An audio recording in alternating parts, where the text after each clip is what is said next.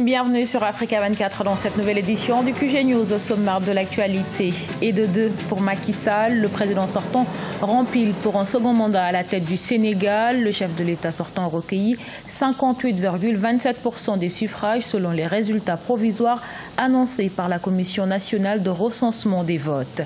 En Guinée, une nouvelle coalition voit le jour. Il s'agit de la convergence de l'opposition démocratique. Elle regroupe 6 partis politiques en vue des prochaines élections législatives et de la présidentielle de 2020.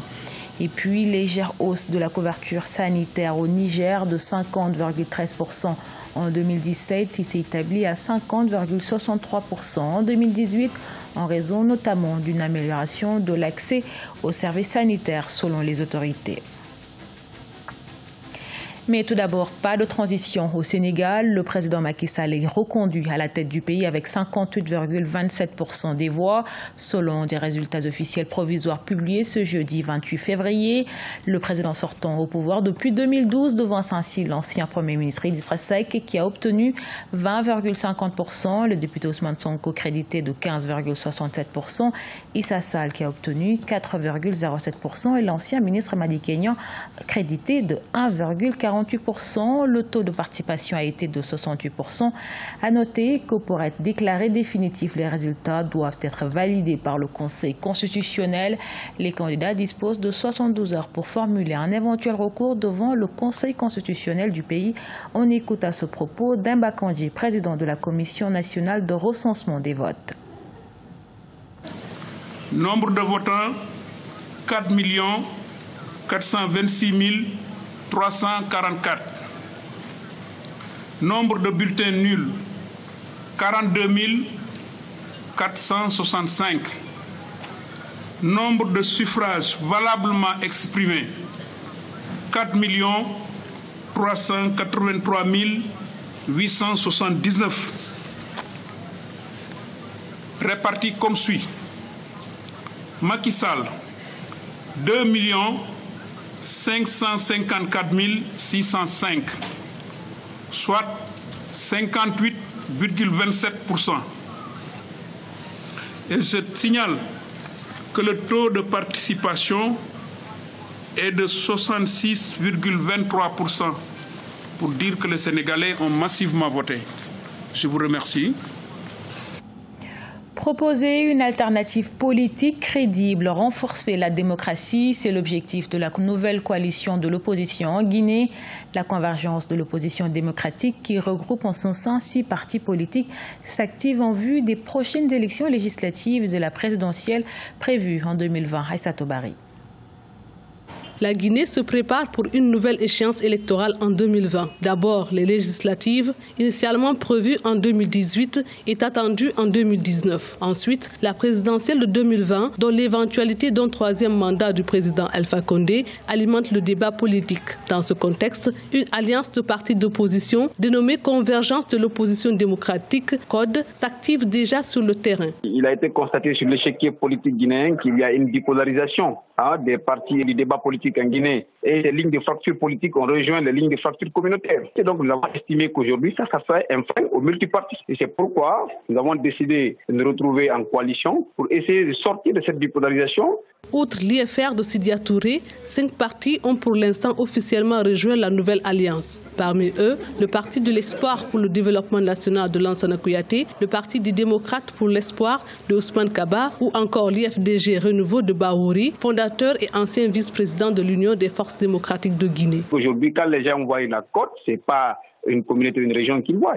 Ils voient des leaders compétents, capables de faire bouger la Guinée. Vous avez un premier Sidya qui a un bilan qui parle en sa faveur. Vous avez Lansana Kouyaté qui a été premier ministre en Guinée. Vous avez Ousmane Kaba qui a été ministre des Finances. La nouvelle alliance compte peser de tout son poids sur l'échiquier politique. De l'avis de certains analystes, les rapports de force semblent continuer de se jouer entre la mouvance présidentielle et l'Union des forces démocratiques de Guinée de Cellou Dalein Diallo. Les pilleurs des ressources publiques dans le collimateur du président Paul Kagame. Dans le cadre de son programme de visite de proximité, le président rwandais s'est rendu ces 25 et 26 février dans le sud du pays. Occasion pour le chef de l'État de réitérer son principal message, le changement de mentalité et la réalisation des travaux publics sans aide extérieure. Reportage de notre correspondant Fratanda Kaisang. C'est dans le district de Nyamagabe que le président rwandais Paul Kagame a commencé son programme de descente sur terrain de 2019. Nyamagabe est situé au sud du Rwanda, à plus de 180 km de Kigali, et il est parmi les districts les plus pauvres du pays, avec une faible performance de développement selon les contrats de performance signés chaque année par les autorités des districts du Rwanda. Le président de la République s'en est alors pris aux autorités qui abusent des ressources publiques destinées au programme de développement. On ne peut pas résoudre le problème de la pauvreté qui sévit ici sans prendre au sérieux le travail et sans une meilleure gestion des ressources dont nous disposons. C'est vrai que ces ressources ne sont pas toujours suffisantes, mais je ne vois aucune raison pour nous empêcher d'atteindre le niveau de développement que nous souhaitons si on fait bon usage de ce que nous avons. Après un discours à une foule qui s'était rassemblée autour du président de la République, qui était accompagné des hautes autorités du pays, le temps a été donné à la population de présenter ses doléances et de recevoir des réponses immédiates. Monsieur le Président, cela fait exactement 5 ans que j'ai un problème avec les autorités d'ici, qui refusent de me payer les frais d'expropriation qui ont été calculés après la démolition de ma propriété forestière, survenue quand on traçait les canalisations d'eau en 2013. Elles ont accepté de me payer, mais depuis rien ne bouge. Monsieur Apollinaire, le maire du district, a pris note de ton cas et il va le suivre soigneusement. Et si d'ici peu tu n'as pas ce qui t'est dû, ils auront affaire à moi. La question de la malnutrition était également au centre du discours du président Kagame, ainsi que les problèmes d'hygiène. Dans ce district, le nombre des cas de malnutrition est alarmant selon les autorités, avec plus de 40% d'enfants de moins de 5 ans présentant un retard de croissance. Benghazi tente de renaître après 8 années de chaos. La deuxième ville de la Libye était tombée aux mains des milices rivales suite à la révolution de 2011. L'installation d'une rue commerçante redonne un nouveau souffle à cette ville libyenne. Un sujet de la rédaction. Au milieu des ruines, une rue commerçante voit le jour en plein Benghazi. La ville de l'Est libyen ravagée par la guerre. Mais avec la fin du conflit en 2017, les magasins ont rouvert et Venice Street, avec ses nouveaux boutiques branchées et ses cafés élégants, redonne un nouveau souffle à Benghazi, région qui fut le bastion de la rébellion de 2011. Nous avons ouvert avant la dernière guerre et suite aux dégâts, nous avons fermé pendant un certain temps. À la fin de la guerre, nous avons rouvert nos portes et, Dieu merci, même d'autres magasins ont ouvert. L'économie a un peu bougé et il y a des clients.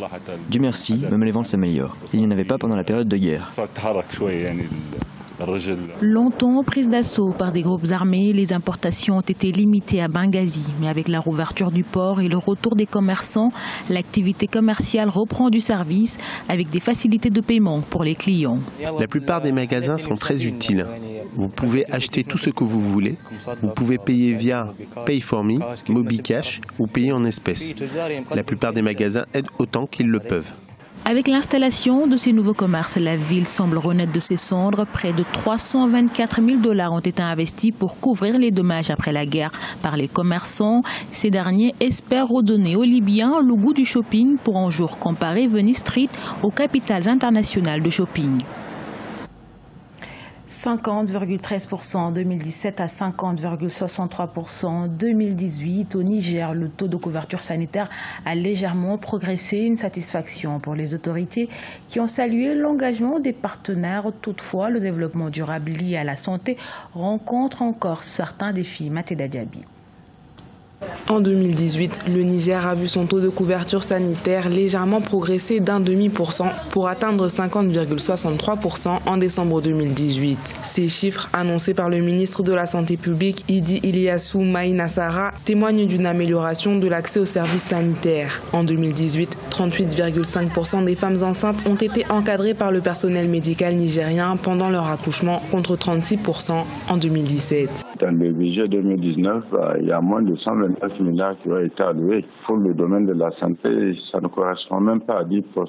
Les partenaires techniques ne viennent qu'en appoint. Il revient aux États de se donner les moyens pour financer les secteurs sociaux. Selon le ministre de la Santé nigérien, le renforcement de la couverture sanitaire est dû en grande partie à l'engagement des partenaires financiers et techniques au cours de l'année 2018. Ils ont pris en charge plus de 10% des dépenses de santé.